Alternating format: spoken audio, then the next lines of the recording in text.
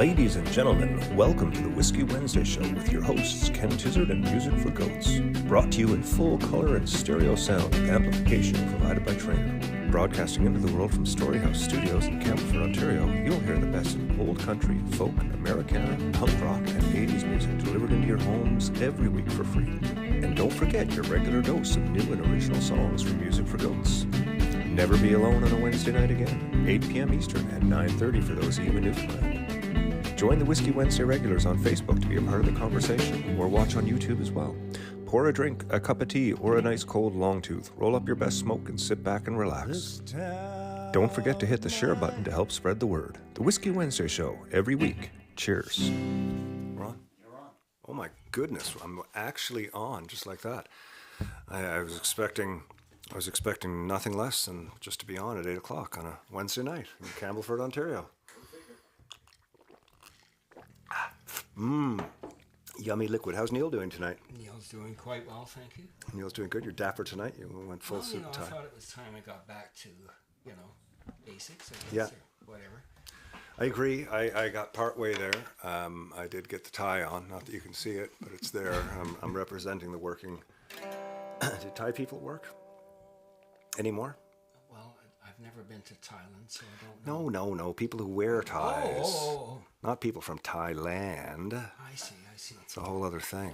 I don't know. I don't know if people, I have no idea, not having, Not being in the workforce. That part of the working world for a very long time. Mm-hmm. I don't know. Well, if anybody out there has any commentary to add on the situation of ties in the world today, please let us know. I'm a big fan myself. I don't even know why, but I am. Welcome to the Whiskey Wednesday Show, ladies and gentlemen. It is September 25th. Oh, my Lord. We're really pushing it here, aren't we, folks? This whole weather thing. Wow, 3 months to Christmas. 3 months from today is what? Are you serious? Like 3 months? Yeah. The months are flying by. Oh, my gosh. Okay, well, then that means we're only like 6 months from spring or something like that. Exactly right. Oh, my. The days go by. Checking in here with the Whiskey Wednesday Clubhouse members. Richard, nice to see you. Debbie, Richard again. Steve, I'll still follow. Goats meeting real goats on Sunday. That's going to be a hell of a lot of fun. Ron Bisonet, I am here tonight. Yes, and you are celebrating a birthday. Ron Bisonet is turning 73 today. He's just a couple of years behind you, Neil. Yeah, I know. Man, you look great. No, but it is a milestone birthday. Happy birthday. We're going to play a song for you to get the night started. I think I saw that my maybe I didn't. But if Aunt Betty is here, good to see you. Hey, George Brett, nice to see you. There we go. And Charmaine, of course, happy birthday. Oh, God, what a night we've got for you tonight. We've got so many great things to talk about, so many cool people to say hi to and to celebrate all kinds of fancy, funky things. And we're going to play some music. And we're also speaking with Jerry Leger, who's cool guy, plays music. You're going to get to know all about him. He's actually quite fantastic. I'm new-ish to what he's been doing, but it was real nice to have a chat with him. So this is for Ron on his 60th birthday.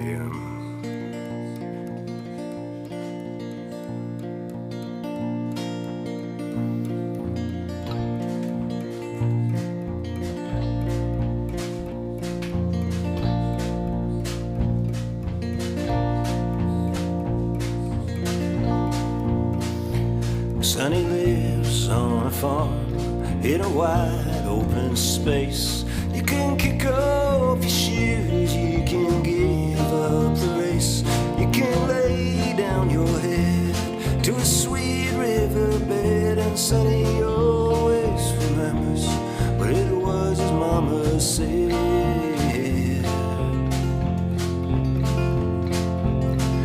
Sonny, don't go away, I am here all alone, and your daddy's a sailor who never comes home. It gets so long, and the silence goes on, and I'm feeling so tired, I'm not all that strong.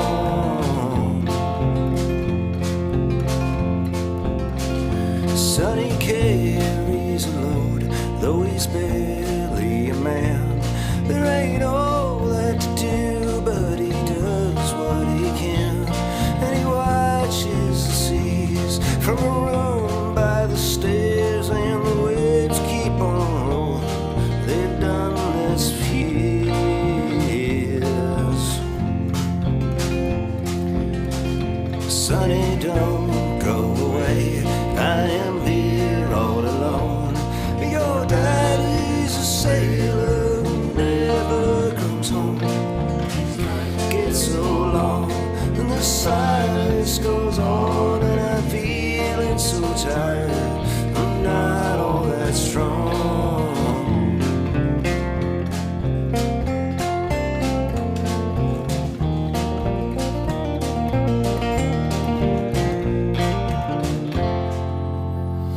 It's 100 miles to town. Sonny's never been there.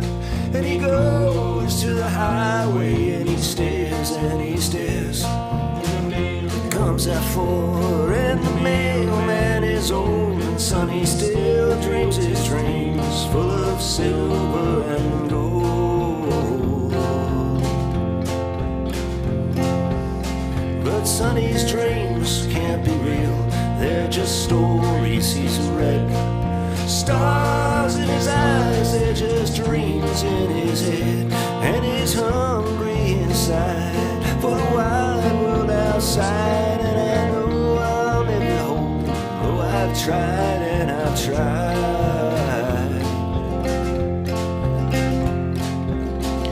Sonny, don't go away.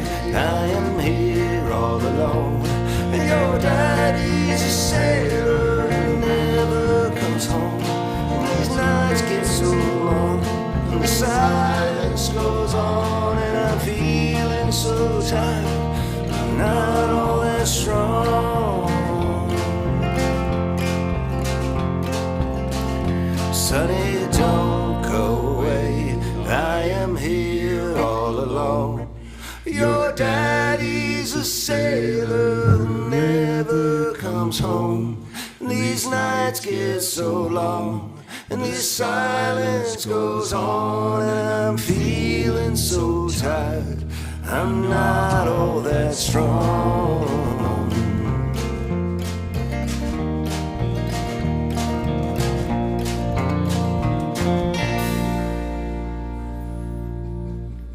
Very nice there, boys. Very nice. Oh, a little Sonny's Dream for Ron on his birthday, and for all the Newfoundlanders out there who just love to hear an old Ron Hines tune. Yes, lots of happy birthdays to Charmaine tonight. That's fantastic. Hey, we got Jeff Spicoli in the house. Yeah, baby.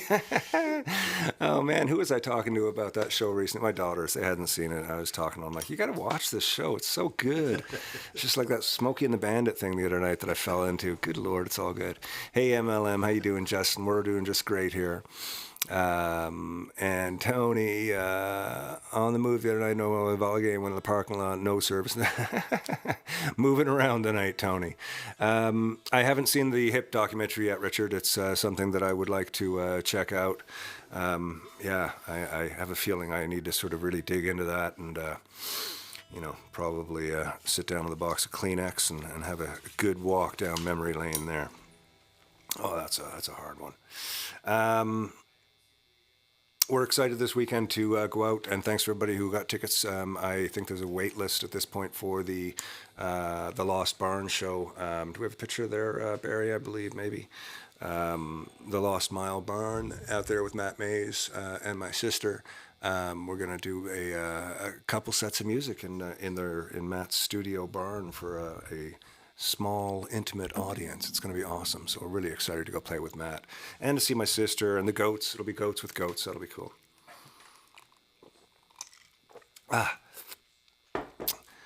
Oh my. Got another song for you right now, ladies and gentlemen. We put out a record in May. For those of you who don't know, it's right up there, the album cover. Can't quite see it. It's all right. It's blue. And it's called the Dag Sessions, and the drummer on the cover of that is, in fact, Steve Dag.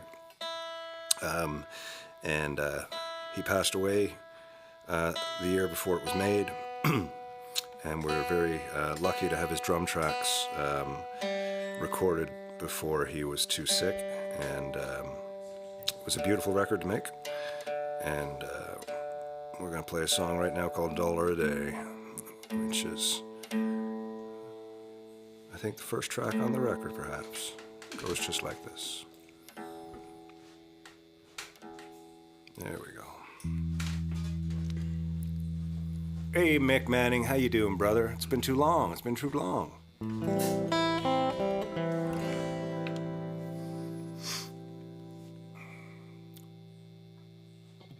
One, two. 1, 2, 3.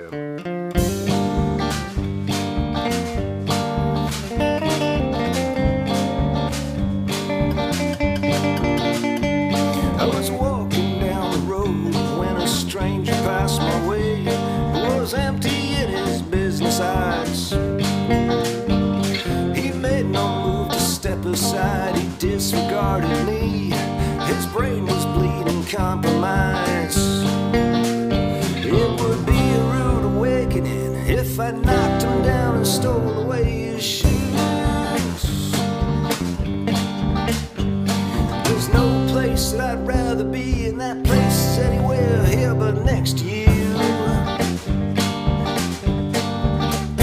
Well, you work harder with a gun at your back for $1 a day. You'll trade away your years to fight the fears they feed you for $1 a day.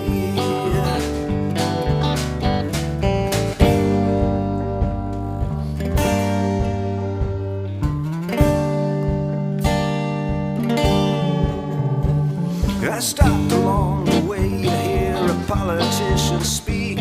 He stood to stand for something. He promised better futures for everyone who toed the line and got behind him. He grew ugly and unwise as he lied about the lies and how they made him feel.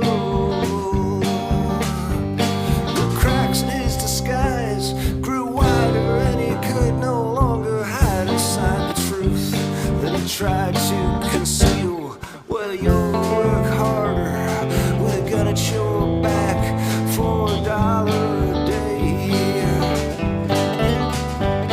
You'll trade away your years to fight the fears they feed you for $1 a day.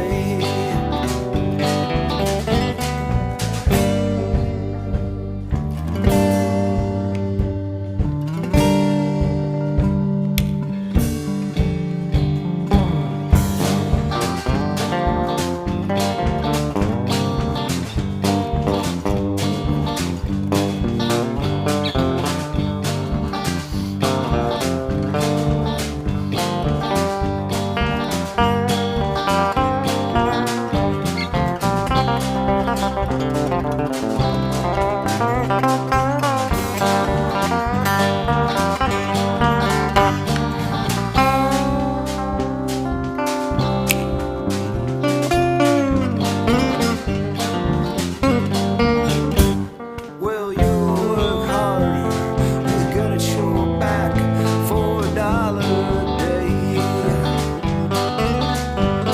You'll trade away your years to fight the fears they feed you for $1 a day.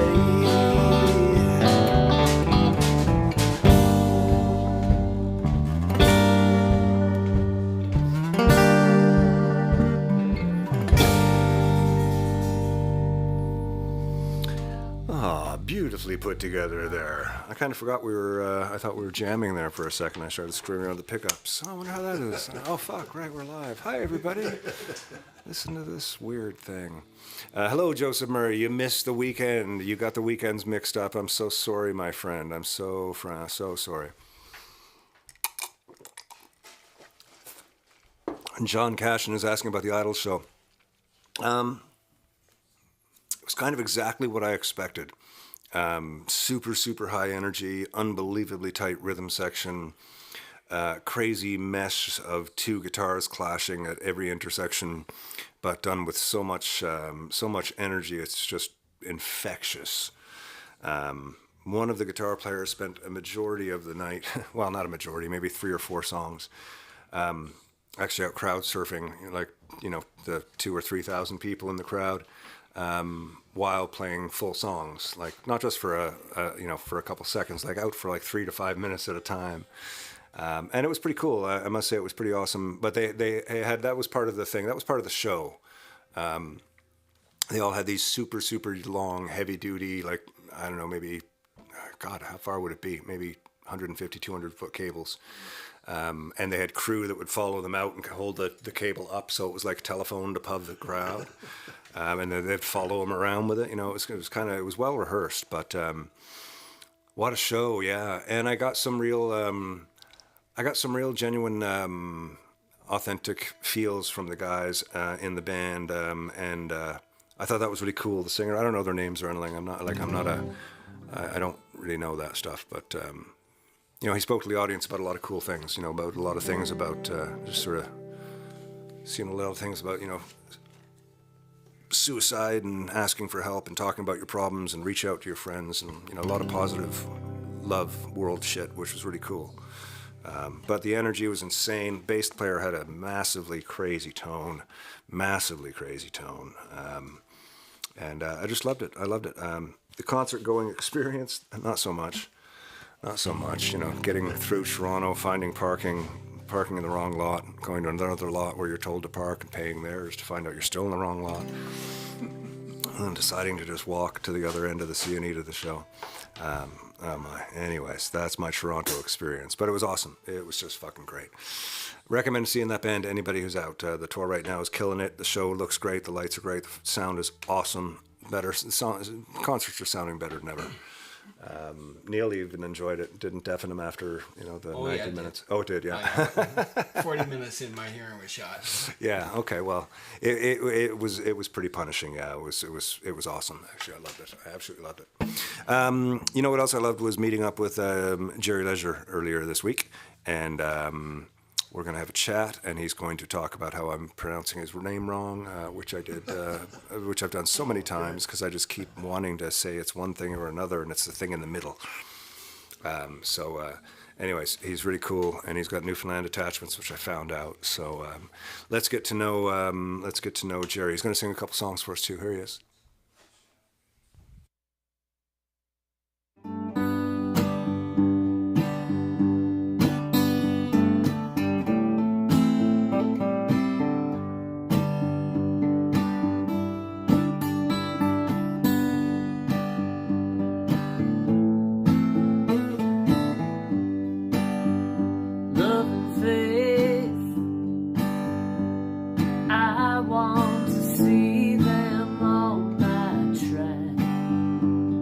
I gave it all away,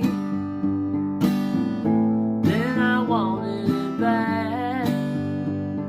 Every joker wants a laugh, every go-getter takes a stab.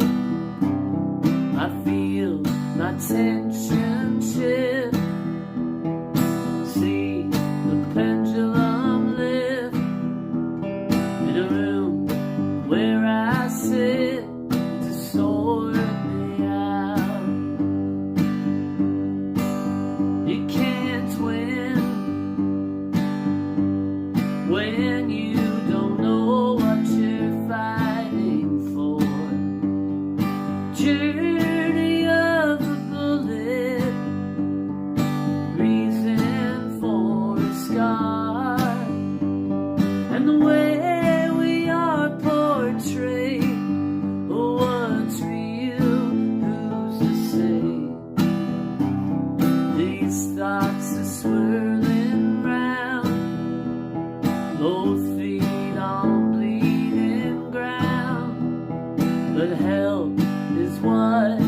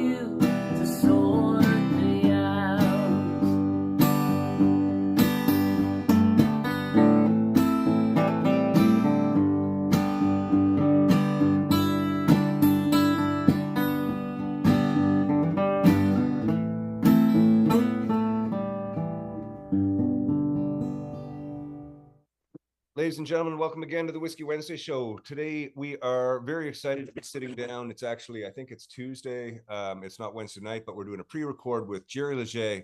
Oh, sorry. You know what? Sorry, I should have said that it's Legier. I was just gonna say, and I Sorry, always I yeah. always mess it up. Is it Leger or Legier? It's Leger. Legier. Yeah. Okay.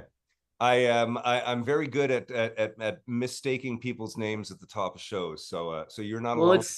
it's not an easy one because there's Leger, there's Ledger. Yeah, there's Oh, different ways Leger, to where do where it. does that? So What's the sort of the background of your name? Is it a French? well, yeah, it's not it's more of a name that it comes from my mom's side. My dad's actually from Newfoundland. His last name's O'Brien. And Oh, it's just it's a name that my mom kept, and my brothers and I all have it. And I just thought when I started playing music, it had a nicer ring to it than O'Brien, which I love. hmm. I'm proud to have the O'Brien Association, but there's a lot of O'Briens, so There I is a lot. thought I thought There is maybe a lot of Jerry O'Brien. Legier was a bit more unique than I mean there's a lot of Legiers as well, but Jerry Legier as opposed to Jerry O'Brien, I thought had a nicer Yeah, ring to it the two as very different names actually. They immediately bring yeah, different things. You know, Leger has like a mystical European flavor to it. O'Brien, yeah, like the corner store. Yeah. yeah, totally. Your dad didn't own O'Brien's music back home, did he? No, but I was just in St. John's last month and popped in O'Brien's, and yeah, it's a nice little store. I love their merch. They have great t-shirts. They have And like the cheesiest like green baseball hat, you know, with like fun yeah. insert and stuff. Yeah, no, it's And fantastic. they It's have like they commercial. did the London Calling. Yeah. Well, I mean from the Elvis record, of course. But the yeah, I guess the Elvis thing, but Yeah. it's O'Brien's music and it has the accordion player. I forget who that is. I Might have been feel Emmett bad Field. that I can't remember which musician it is on Accordion player, or it's probably a yeah. it wasn't Harry Hibbs. Yeah, it might have been Harry Hibbs on Could have there. been And my Harry Hibbs. dad actually told me, I never knew this until recently, but yeah, he used to hear Harry Hibbs playing the corner of his street because they just have some porch parties and he'd be there playing, they'd be drinking, and my dad was just, like 12, 13, 14 years old hearing that. So that was a cool bit of history that I only found out about now. So That's very cool. Newfoundland is famous for the most underrated successful musicians just being out playing everywhere all the time. I mean, yeah, going back before he died, you could go see Ron Hines on a Tuesday night at the Ship, it's and pay amazing. $2 to get in and watch this master songwriter for 3 hours. It's just it's incredible. But that's the Newfoundland culture. I'm from St. John's, so Oh, you are? Okay, yeah, cool. so I'm a little biased, but I think it's one of the most vibrant arts cultures in Canada. It's really, I mean, like I say, I am biased, but just the Well, I mean, yeah, Ron Hines is just what a beautiful oh singer-songwriter. And I love on those later records how he would harmonize with himself.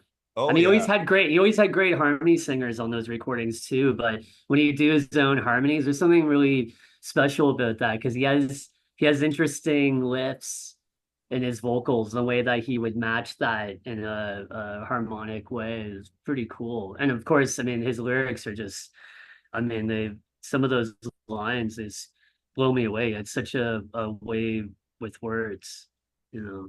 he I always say that, aside from being a fantastic poet and musician, he had the unique ability to be able to walk around Newfoundland and observe the culture and the people, and then reflect their life back to them in song. Yeah. And that was an amazing thing. I mean, sometimes it would be directly topical, like, the the Dana Warren stories, or the Ocean Ranger disaster. He would write direct songs, but other times it would just be simple things about our life and culture that we take for granted, and you hear it's being sung about in a song, and it's a really nice reflection of the place around you. Ron did that amazingly. It was I had the pleasure to work with him. He's been in my life my whole life, but the last few years Yeah. before he died, I played bass with him. So me and him spent a lot of time together, just me and him on the road. Oh, I remember learning his catalog. You know, you listen to those songs and they all sound fairly simple and straightforward, but then when you start to try and learn them, he was a master songwriter. I mean, the craft involved was, you know, very, very rare to get that level of songwriting. But it's yeah, there's some songwriters like that, some artists like that that it's kind of deceiving. You mentioned the maybe a melody seems simplistic or something, or easy to follow, but I found when I started playing with other people, and if I'd throw in a cover by, even Neil Young or Gene Clark, there's these little curveballs in the melody that are unexpected. So if somebody doesn't know the song, they get caught in it. And I mean, that's the beauty of it. I mean, making something, sound simple, because it's a lot of it is just feeling too. Yeah. They're just that's where the song's taking them. And Yeah. yeah. I wish I could have seen Ron Hines. I got into his music a little too late. I'd hear his name around, and some people would tell me, you gotta listen to him. But he wasn't an artist that was in my household. Like my dad didn't really uh my dad was more of like 60s radio child, born in 49. Right. Came to Toronto in 65, and I mean, he's only in the last few years my parents got the internet. We never had the internet growing up, and Right. my parents got it recently. And my dad's on YouTube a lot, and Spotify, and now it's amazing because it'll be like, hey, do you know this artist Towns Van Zandt or Lucinda Williams or John Prine? Because I mean, Yeah. that stuff was just too, even John Prine was just too under the radar, unless you were going to college or university in Canada. You probably weren't really hearing him that much back in the Yeah. 70s and 80s. He just was always a cult artist. Like, I don't think he was more famous than before he died, with that last record. It seemed to have this really big discovery with especially a lot of younger people. Yeah. The was it called Tree of Forgiveness? Is that what it was called? Yeah, that's right. Which is a beautiful record. Beautiful record. And I remember Yeah. when that came out, because he'd had his stroke. He had sort of aged a little bit visibly. And when that record came out, I remember him doing like the Strombo house party and stuff. And there was just so much positivity around him. Yeah. Like, and John Prine he's been around for years, and I mean, the people that knew him, but he kind of went mainstream for a moment at the end. It was really amazing to see, actually. Yeah, it's really cool. I mean, I got into him, like, I guess around 2008 or 9. That's when because again, I didn't know his records growing up. So yeah, I started off with the Missing Years. I got that album, and then I bought the first album, and then just started getting them all, through the years. But yeah, he was always this more under the radar artist, and yeah, and then he just almost became like a star in a way, which is really beautiful. Beautiful that he got to see that. I think it is kind of sad. Obviously Towns had his problems and stuff, but I mean, he wasn't, rediscovered in a big way until after he died, and a lot of these, it's a shame. It's a shame when that happens. But I wonder sometimes with those artists, like, had they seen their success, would they have made the same music they made? I don't know that. Right. I'm not sure Yeah. how it is for you, but I know that success sometimes it's a very attractive figure, you know, when you start getting success and you kind of, it becomes an ego thing where you want to nurture the success. And I think that sometimes you start to nurture the success more than the art. And Right, and right. that I've seen. I haven't seen it. I feel like I've seen some artists do that. You know, it's like they get caught in trying to do what they did last time or do something that people are going to want. Yeah, and Um, there's the expectations become bigger too, I imagine. exactly. I think about the 80s being this difficult decade for a lot of amazing songwriters, like Bob Dylan, who I still think was writing great songs in that decade, but he didn't really know what to do in the studio. Yeah. He was kind of like lost of how, because I mean, there's an expectation, even when you're Bob Dylan, you're signed to a major label. There's an expectation at shows and how many record sales you're gonna get. Where somebody like Tom Waits, he was always just putting out records for this following that he's had, for so long. So through the 80s, he just did what he wanted to do. And I mean, those albums, you listen to those records and they could have been made anytime. They're not affected by the technology of that decade or the expectations of Yeah. him, because he was really just making them for himself and for his audience. Yeah. So it's that kind of, yeah, it's that the pros and cons of what level of success you get to, Yeah. and I mean, for me personally, I always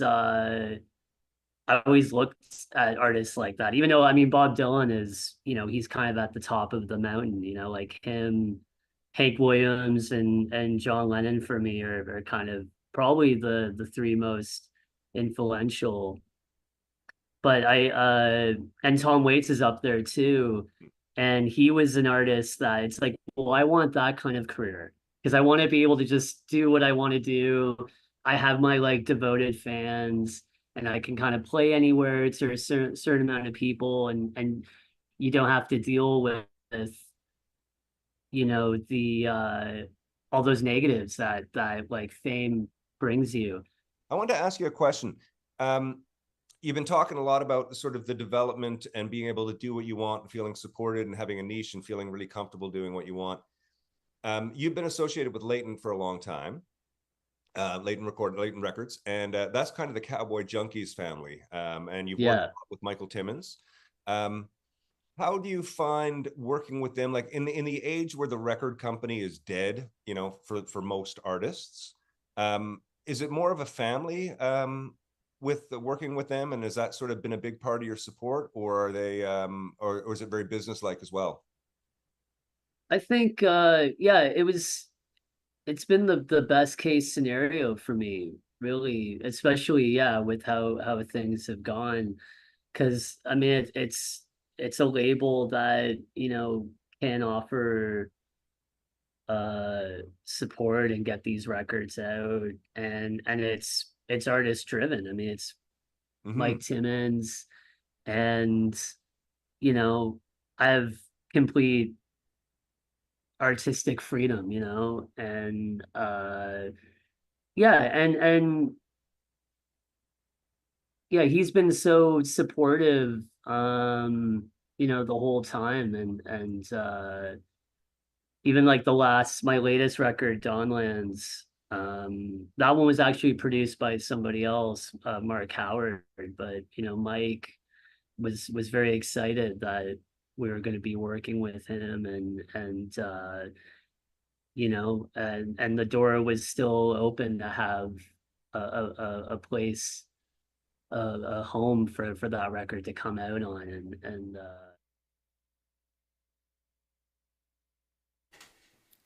There you go. That's the end of the part one of the Jerry Leger interview. A real interesting cat. I love his music. The next song is absolutely beautiful too. And we get into a few more chats about his life and what's been going on later on in the show, ladies and gentlemen. Thank you very much, Jerry, for giving us the time to learn about your music. Oh, you know what I haven't talked about in a while? Skateboarding. Hit it, Barry.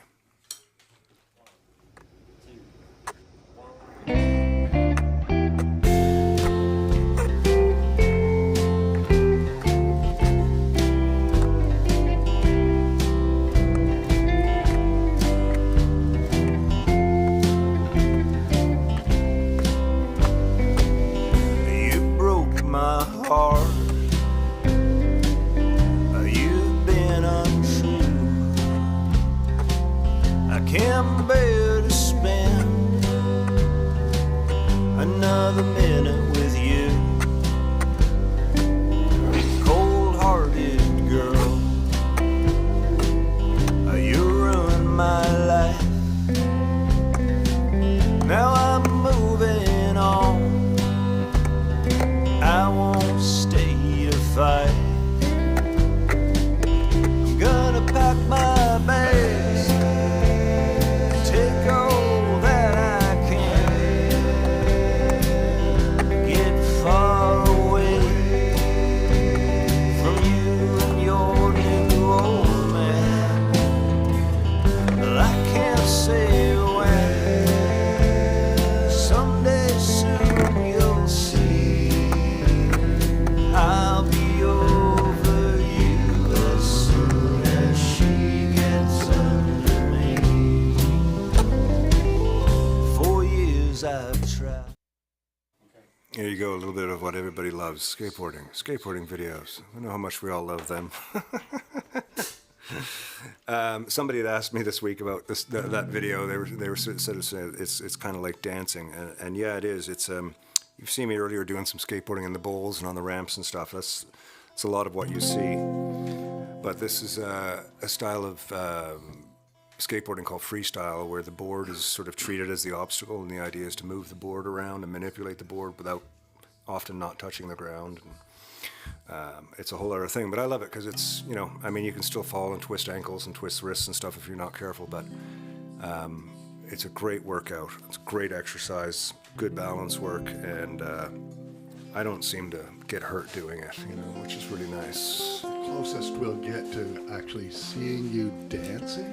Oh yeah, absolutely. It's just something no one has ever seen. Exactly. Mick Manning, I lose my balance these days putting socks on. Well, Mick, I gotta say, that's one of the hardest parts of my day is putting on my bloody socks. So it's our neighbor Charmaine's birthday today, which is just fantastic. We're celebrating her birthday. She's got some family in next door, which is just awesome. And earlier this week, it was Charmaine and Kimberly's 18th anniversary. Kimberly passed away, unfortunately, in April. It was a big loss for everybody. And Charmaine has been, you know, just hunkered down and picking things back up and doing really good. And she's got some family here this week, which is awesome. It's her birthday, which is great. And if you're watching Charmaine, we love you. And it's just great. We're gonna play this next song for you, and also the video rewind tonight is dedicated to Kim and Charmaine. So we're gonna play this one for Charmaine right now, and then at the end of the show, we'll play a little something for Kim and Charmaine. This is a Tom Petty tune. It goes just like this.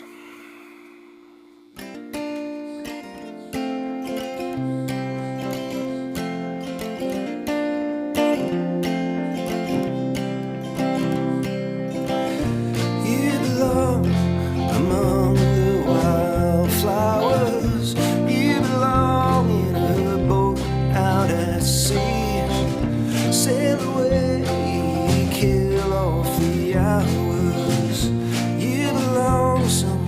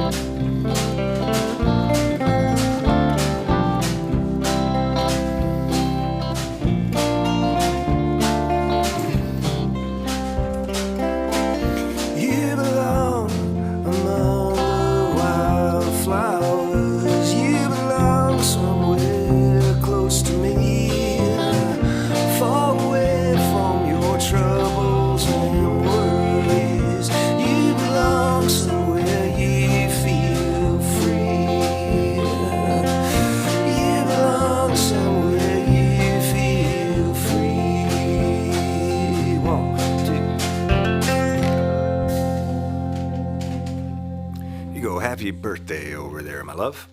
Sending that out to you and the family next door. What happened there, Neil? You had a I had a bit of a glitch. bit of a glitch? Something fall apart? Yeah, my Capo? capo popped off. Just exploded. Which is kind of an interesting sort of thing. It's the first time that's ever happened. Right? Okay. Hopefully the last, but who Well, knows? that's an interesting thing to have happen. It is, it is. I mean, like, not super thrilling, but it's, Well, you know, it is what it is. interesting. And, oh yeah, Cassidy is over in Bali now. Yeah. And you remember last week, we got a couple of pictures, but hold on one sec, Barry, before I get to the first picture, because I had to explain it. Yeah. So last week we had the Whiskey Wednesday show. Cassidy was doing her last day in Australia. And after the show, we all get a text, me and Allison and Cassidy, or Caitlin in our group text that says, you know, hope you're all doing well, love you. And then right after it is a video of her skydiving. But she sent that to us before we were going, just kind of like one of those little things that you do to family. But none of us responded because Caitlin was working, we were all doing the Whiskey Wednesday show. So like we didn't even know she was doing it. But her and Amy are having a great time. Let's take a look at Superwoman here, Barry. I think we've got a photo. There we go. There she is dropping out of the plane and having a great old time. They jumped out into clouds, and she explained it was really interesting because it was cold, and then it got cold and wet, and then all of a sudden they broke through the clouds, and it was like she could feel the temperature rising as she was falling. Let's go to the next one there, Barry.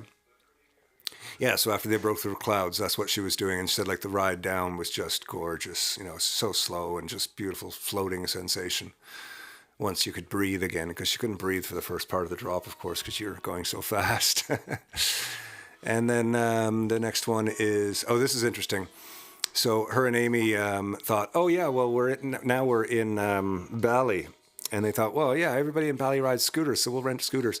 Cassie's never driven a motorcycle of any sort in her life, and they're in Bali, so they rented the scooters, and they got out and they turned sort of, I don't know if it was left or right, but they drove a block and they turned around and went back to the rental place and said, we're going to die. Like, there's no way. Like, everybody's driving everywhere on the streets, and they don't even know how to drive the bikes as it is, let alone sort of, and following maps on their phones. You know, like, come on.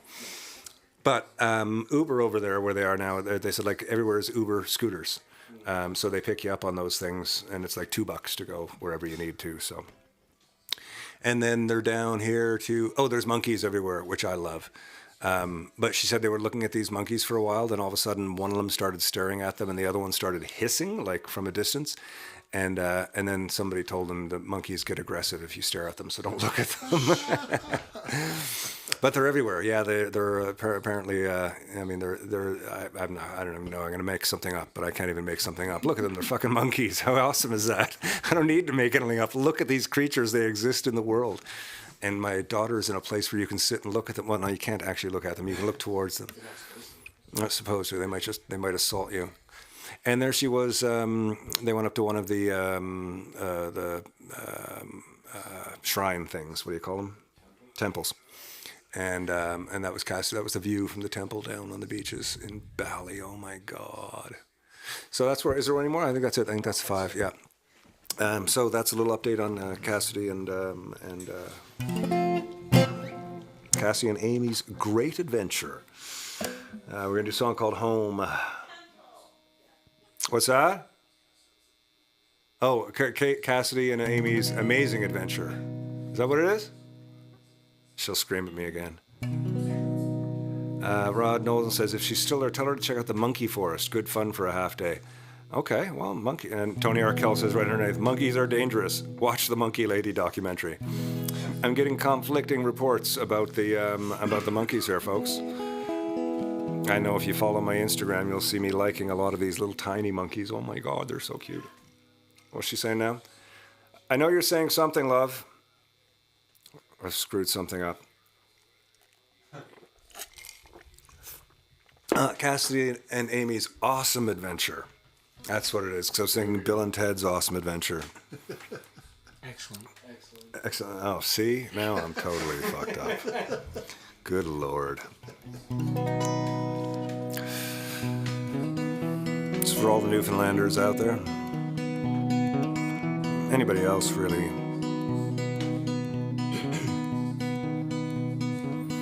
The city harbor lies behind the chain link fence. You can see it From a distance, you can even feel the wind, but you can't walk out on that dock and stand beside the sea-torn freighters. Sense those stories of the lives that live within.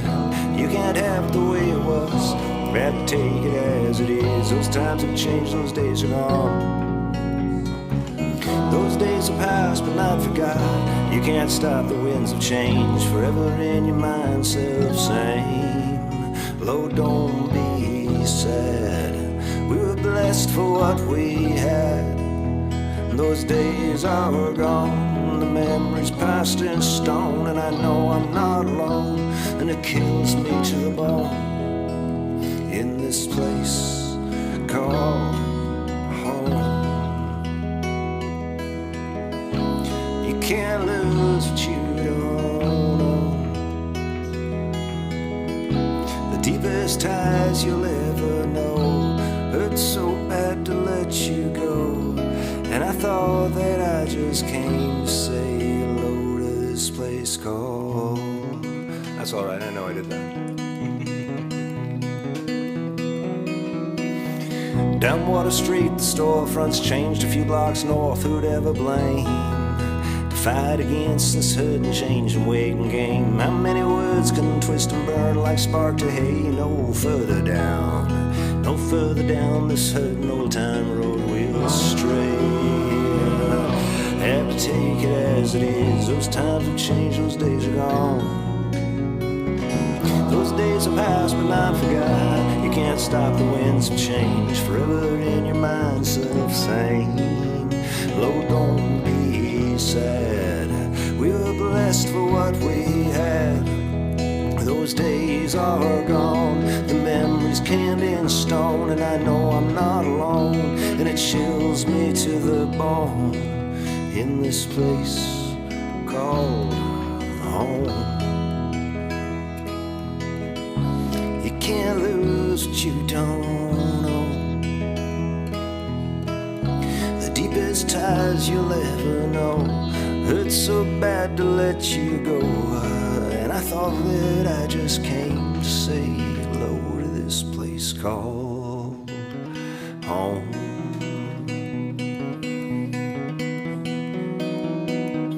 The city harbor lies behind the chain link fence. You can see it from a distance. You can even feel the wind.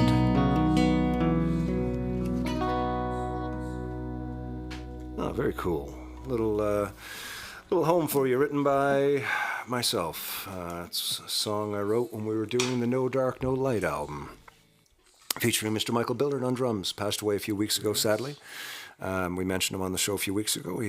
He's on my mind a lot, especially when I hear those songs that he worked on with us. Yeah. The Mud on My Boots sessions, he did those with us, and really good guy to hang out with. How have you been, Dave? You were, you've been, no, you weren't away, were you? No. Not really. Yeah, you were sort of away on the weekend, weren't you? Yeah. And then I went up north and we found Sandy Gray. That's right. You found Sandy Gray Falls. That's right. And I'll have to do an episode on this. Yeah, cool. Next time you're up there, you're going to have to do something in Sandy Gray Falls. Yeah. Don't like jump in and reenact it, though. No, exactly. no. Try not to die in the Trying not to. Yeah. But there's an access point, and there's a way to actually get in there now. So we studied it out, got a little tip. Yeah. Very cool. Very cool. And so it's a real thing, folks. It is a real thing. And what I found really cool is that if you go on Google Maps, you can actually find Sandy Gray Falls on Google Maps as well too. And then for whatever reason, you tap something and it links to the Google review of Sandy Gray Falls, and it's all people leaving lyrics from the song. Yeah, of course. It's amazing. That's really funny, actually. Wow, interesting. Hey, David Hurst, how are you doing? Contrabanjo. How you doing there, Contra? Good to see you. What else is going on here? No, it looks like all good. Hey, George Brett. We're going to play another song here. Then we're going to get into part 2 of our interview with Jerry Leisure. And this is a song. This is a Neil Young song. 1, 2, 1, 2, 3. Look out, mama, there's a white boat coming up the river with a big red beacon and a flag and a man on the rails. I think you better call John, 'cause it don't look like they're here to deliver mail, and it's less than a mile away, and I hope it didn't come to stay. It's got numbers on the side and a gun is making their way.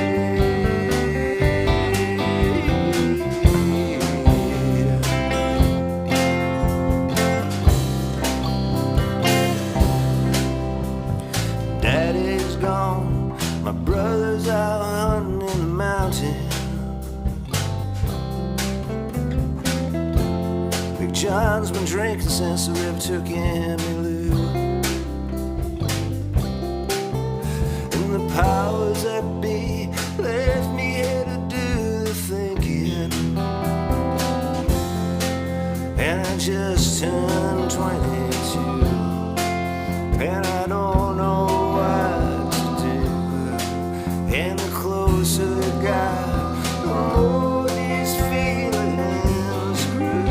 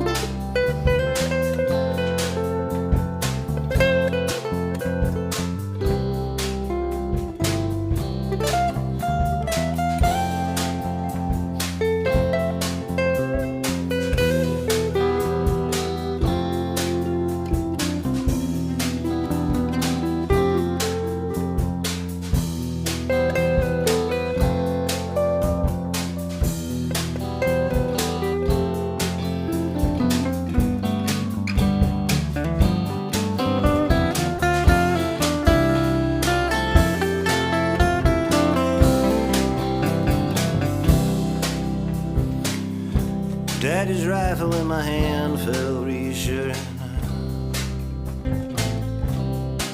He told me red means run, son. Numbers add up to nothing. When the first shot hit the docks, I saw it coming. Pull the rifle from my eye. Never thought to wonder why. And I saw black, my face flew to the sky.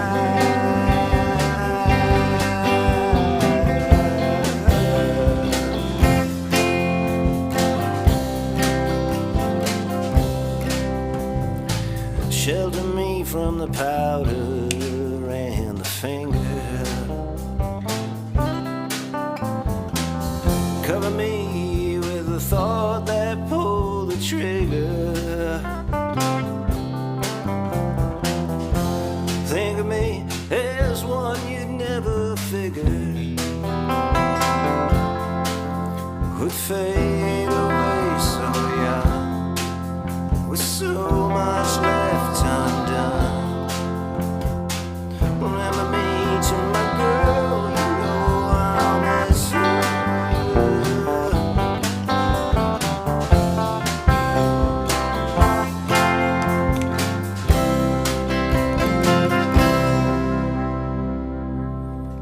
It was a bit of fun. A bit of fun. I always like playing a little bit of Neil. I think we'll play some Neil with Matt this weekend. That'll be a great time. He's such a good player. He actually played guitar on our version of that. Maybe we'll play that. I'm not sure. We'll see. We'll find out. Ladies and gentlemen, let's not waste any more time. Let's get back into part 2 of this very interesting cat named Jerry Leger. Here he is.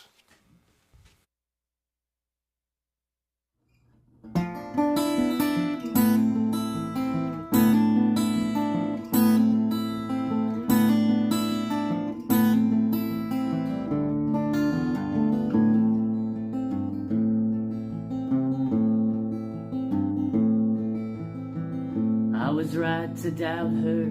She was giving me the slip. When her alarm went off this morning, she had already split.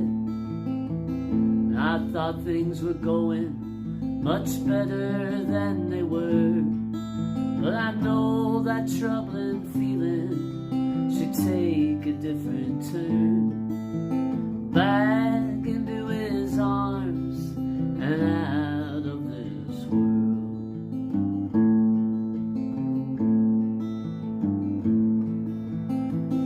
I was wrong to convince her that this was the place for us. In my hometown, far from her friends, I began to lose her trust. A sleepy kind of city and a stubborn set of rules. The local closes at 11, and further she withdrew. Back into his arms and out of my view.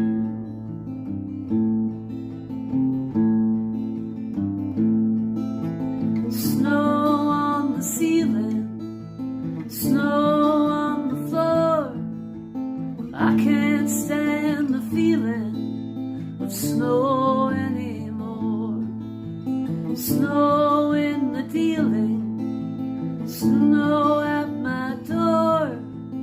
I can't stand seeing the snow anymore.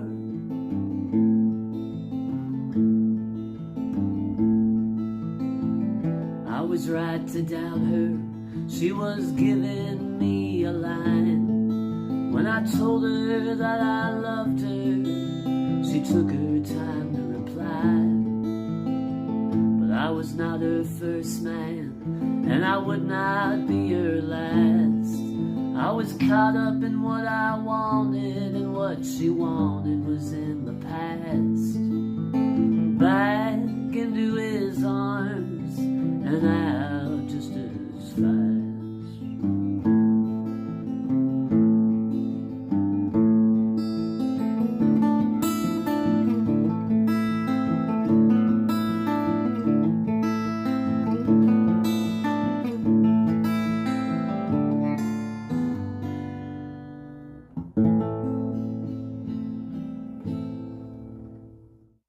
How was the switch to Mark? I know Mark is, I met Mark once back in the 90s when we were chatting with producers for a record. Yeah. Worked with, Lucinda Williams, Bob Dylan, Tom Waits. An obvious good choice for be able to, to make a fantastic record for you. How was how different was the process working with Mark as opposed to the other records you've done? Well, he was the first hands-on producer that I've worked with. Okay. I was just at that point, I think, like when that opportunity came up, I was into it because I was at a point, I've made a lot of records and I'm just feeling like I hit a wall in a way. Like I was just continuing on, writing, doing my thing, but I don't know. I think I was just at a point where it was nice to have somebody else kind of come up with like some arrangement ideas and suggestions. And it's not like I took them all, if I didn't really like the direction or didn't think it suited the song, then we try something else. But for the first time, I was very open to, coming into the studio, playing the song the way that, I wrote it with that arrangement with the band. And for him to say like, okay, on the fly, let's like start from scratch and let's slow it down. Like a lot of songs, he slowed down quite a bit because he wanted to have more breathing room for the lyrics to come out, which I thought was really nice. And he never changed like musically the songs. It was strictly just the arrangements of it, which really challenged the band a lot in a good way, where they had to think on the fly. And Yeah, and I think I also really trusted it because I love the records that he's worked on. I wanted to make a record that lived in the same universe as Lucinda's World Without Tears. I mean, right from that when the needle drops on Fruits of My Labor, it's just this, beautiful atmosphere in that song. And Real Gone by Tom Waits. I mean, that was a really important record for me when it came out. I was just got the band together, and I remember that year listening to that record and Elvis Costello's Delivery Man. Those two albums I listened to so much, and so yeah, it was just a real pleasure to work with him, and we just went into the studio for 5 days and knocked it out. Again, like the other records I made with Mike and before Mike, basically every album I've made was just very live. All the vocals are live and the band's live. We just add like a few overdubs here and there. And I remember talking to him for the first time. He called me and we wanted to make sure that we could make a record together, and yeah, he asked me, well, how do you feel about you know just doing it live in the studio, the band, you singing? It's like, well, I've been doing that the whole time, so that's perfect. Like, I wouldn't want to do it any other way. Like, I am more a fan of those albums. A lot of, even some of my favorite albums. I mean, there's mistakes all throughout them. You can hear the mistakes. yeah. And it's just like, okay, well, that's cool. you get to Yeah. you get to anticipate them after a while. Check out, this is coming up here. Yeah, well, you know what? There's a couple that come to mind right away. Well, one's not technically a mistake, but it's like a very out of tune guitar, and it's the solo. It's on the first Buffalo Springfield record, and it's on Burned. Okay. It's the song that it's like Neil's first vocal on a record.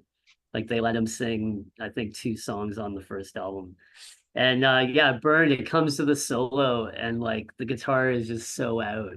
But I love it. I But love it's it. amazing. Like I look forward to it. Yeah. And then there's such a like terrible bass mistake on a Birds record, their version of Dylan's Spanish Harlem Incident. And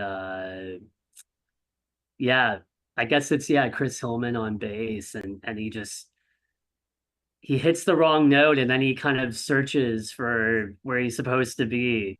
And I guess that was just the best, that was the best take that they got. So, and I just look forward to it. Yeah, exactly. There's no getting around it. There's no getting around it. It's just such a flub, but yeah. I love it. I think the mistakes are a huge part of it. A huge part of it. Yeah. So you've got, am I correct? 9 solo records, 3 band records, and 1 record with the Situations, plural. Is that correct? Yeah, it's up there somewhere. I think, it's something like that's probably right. I'd have to look, but yeah. And these days, are you doing more solo stuff? Is the Situation still like, do you still play with the Situation, or when you play solo, is it the Situation band, or is it a different band?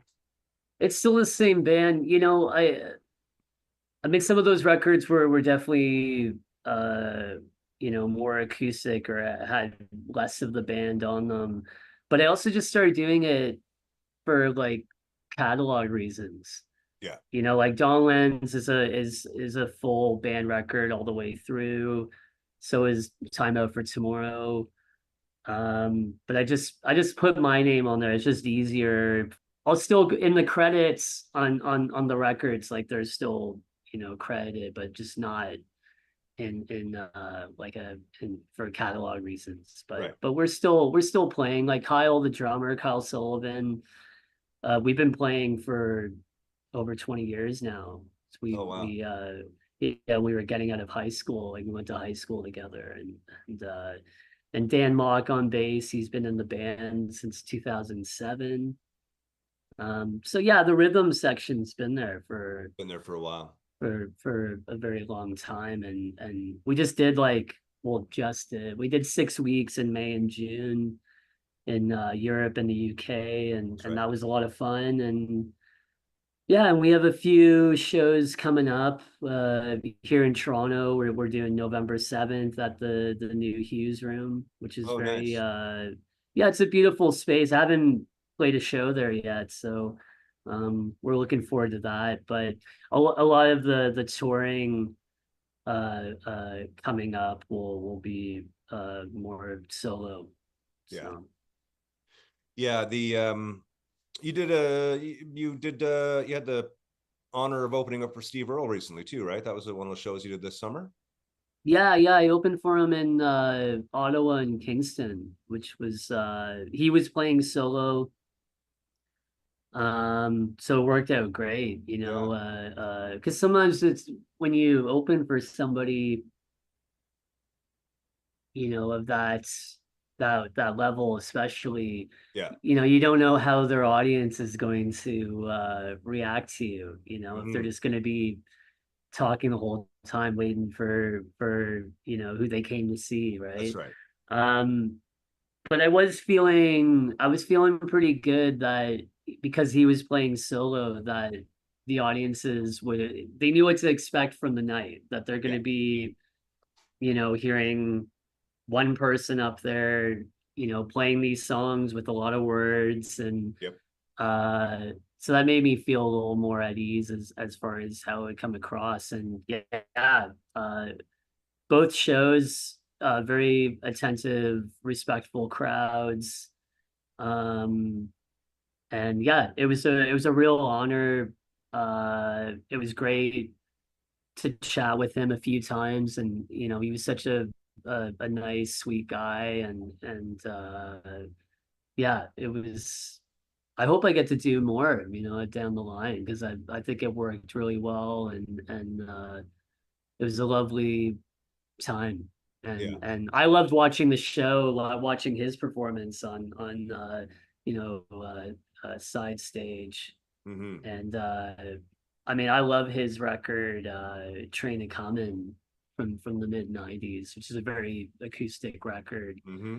And you know, he played a few songs from that.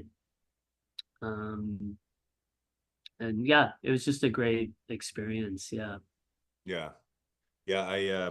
I think with some of those songwriters, they attract an audience that they have a respect for the narrative singer-songwriter type of stuff, you know, those Yeah. big sort of 11 verse story songs. You know, it's not really sort of all about the catchy chorus. It's about something different than that.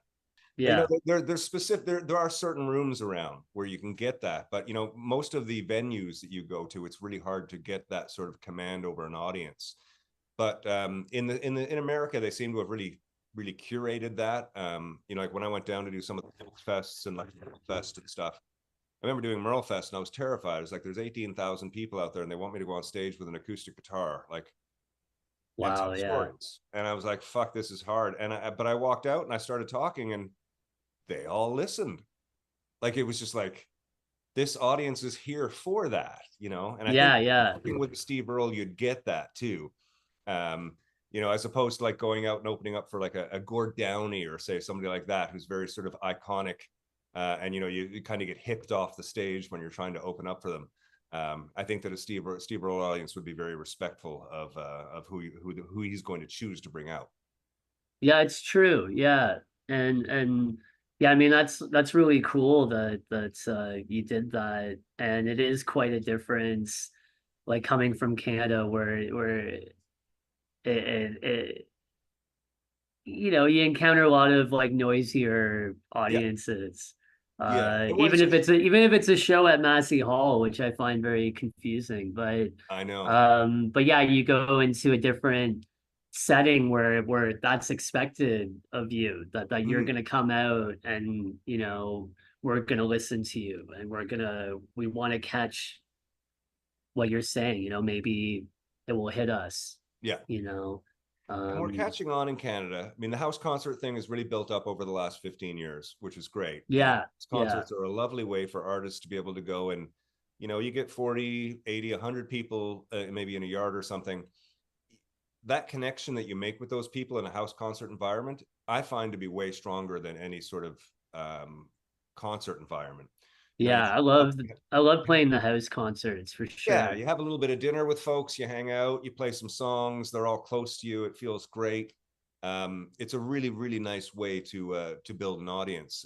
That's been going on in America for a lot longer.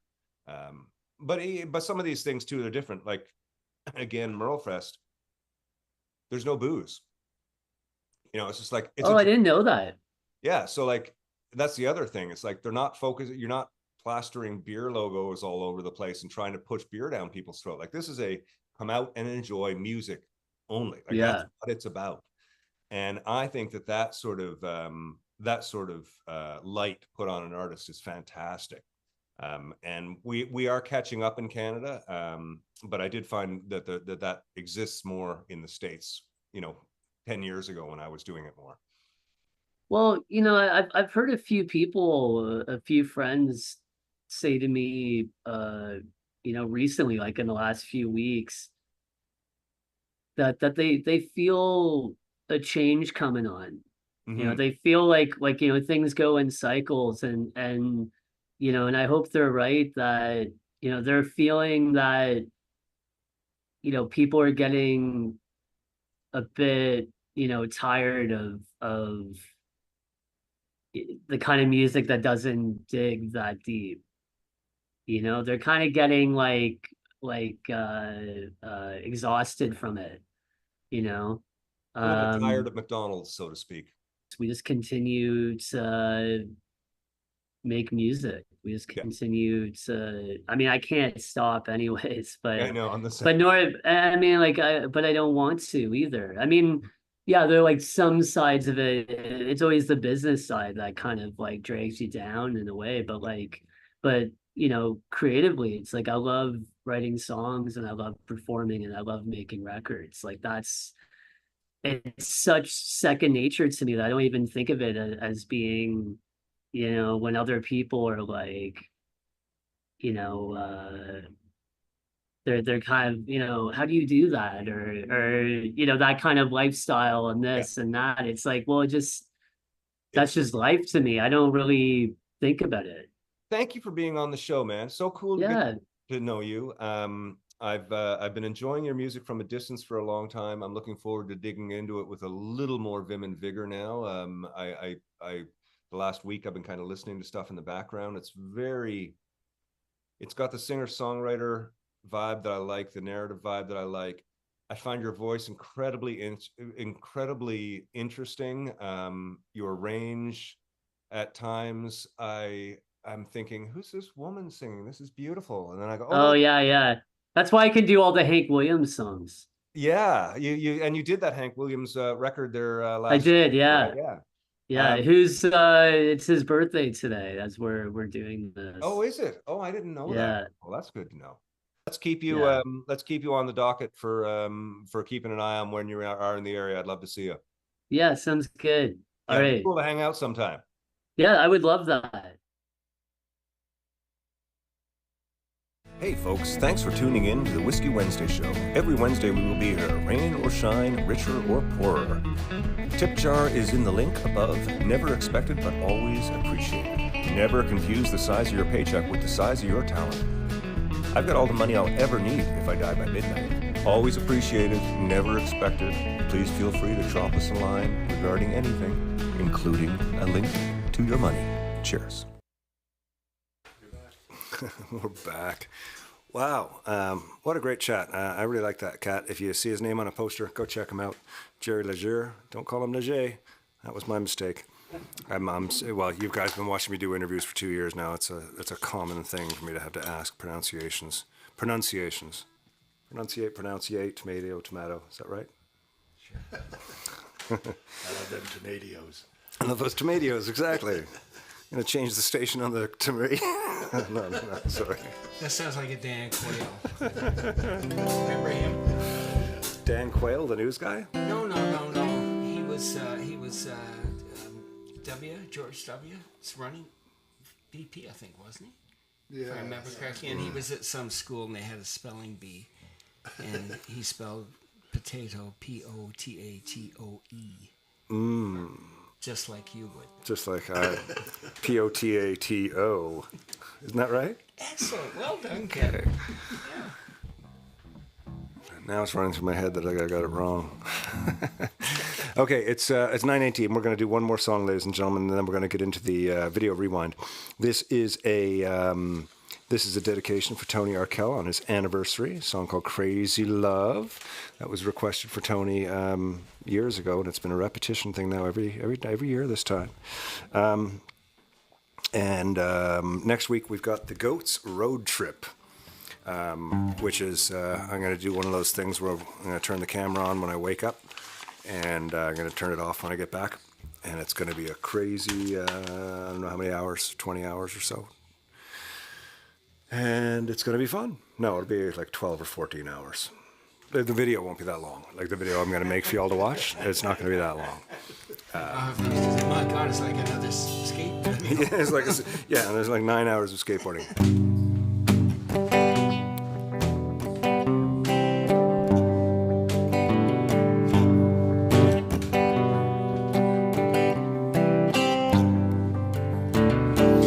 I can hear a heartbeat from 1,000 miles. Hear the heavens open every time she smiles. When I come running to her, that's where I belong. Yes, I run to her like a river strong. She give me love, love, love, love, crazy love. She give me love, love, love, love, crazy love. She got a fine sense of humor when I'm feeling low down. When I come to her, when the sun goes down, take away my trouble and take away my grief, take away my heartache like a night thief. She give me love, love, love, love, crazy love. She give me love, love, love, love, crazy love. Yes, I need her in the daytime, and I need her in the night. I wanna throw my arms all around her, to kiss and hug her and hold her tight.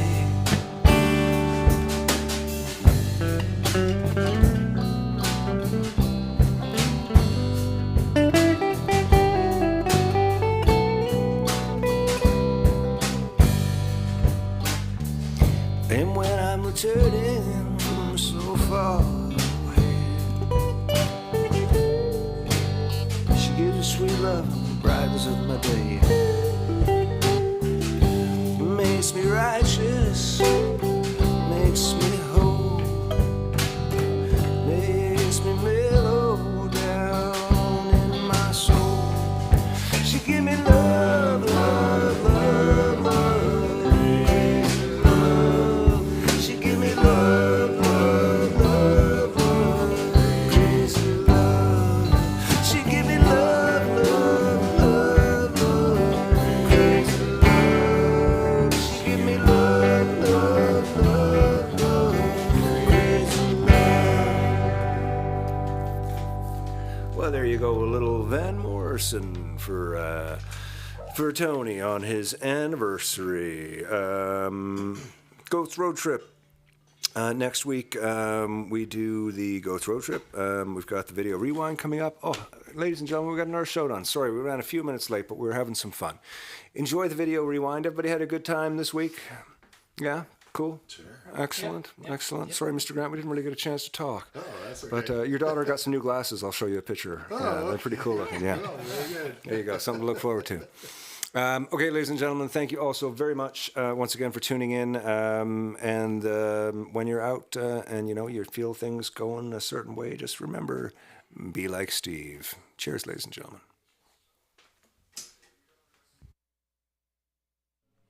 We have some new neighbors here in Campbellford, Kim and Charmaine. They moved in a while ago. Over the winter, we'd see them around, out shoveling and being neighbors. And then in the spring when I met Charmaine, I realized we have common friends back home in Newfoundland, and she was from Newfoundland, so there was an instant amazing bond there. And they've become really good friends with me and Allison, and it's their anniversary tonight. And this was their anniversary song.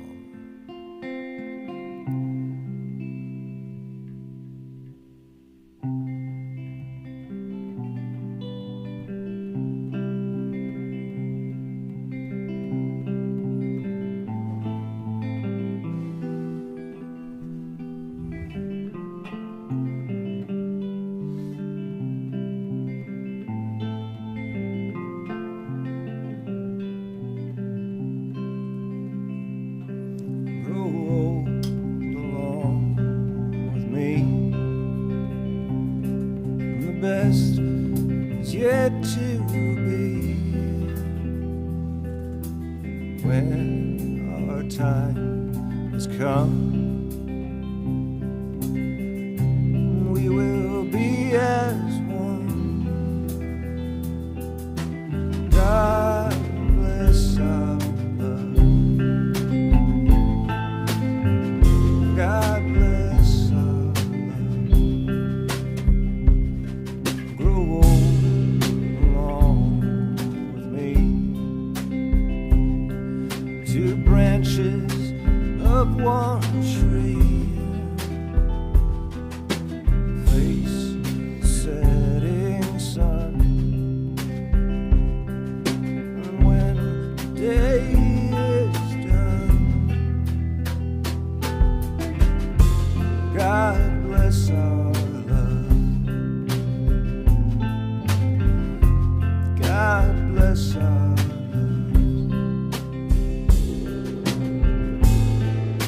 Spending our lives together, woman and wife together, world without end, world without end. Roll along me, whatever faith decrees, we will see it through. For our love is true. God bless our love. God bless our love. God bless our love. God bless our love. God bless your love, Kim and Charmaine. Yes, to Kim and Charmaine tonight next door. I hope they're having a wonderful time. Oh, that's fun. I've never done two anniversary songs back to back like that. Steve, how about you? No, never before, eh? Yeah, no, that was a good one. Once again, thanks for spending another Wednesday with us here at Storyhouse Studios. Thanks to Trainer, Yorkville, and the Longtooth Beverage Company for being a part of the show. We love our time on the Whiskey Wednesday show and appreciate all of your support. Don't forget to hit up the tip jar if you feel so inclined. Never expected, but always appreciated. Tune in every week for more guests, songs, stories, drinks, and gear talk. And don't forget to visit the website, www.kentizzard.com, to sign up for the Whiskey Wednesday wrap-up. Compiled by Allison, this is a monthly overview with highlights, directories of songs, and so much more. Be kind, be helpful, be happy, be safe. See you next week.